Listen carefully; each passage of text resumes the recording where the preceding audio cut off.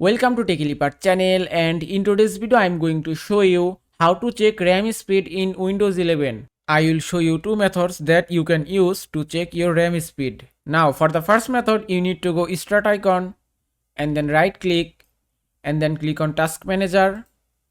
Now from here click on performance icon and then click memory.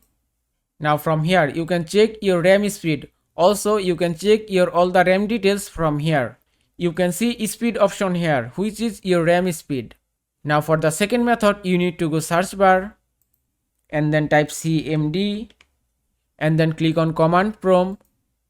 Now from here type wmic and then space, then type memory chip, then space, then type get, then space again and then type speed.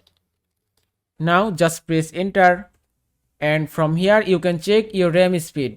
You can see two speed here, that's because I have two RAM sticks, and if you have only one RAM stick you will see one. And that is how you can check RAM speed in your Windows 11 laptop or desktop computer. I hope this video was helpful. If it was, please give it a thumbs up and don't forget to subscribe.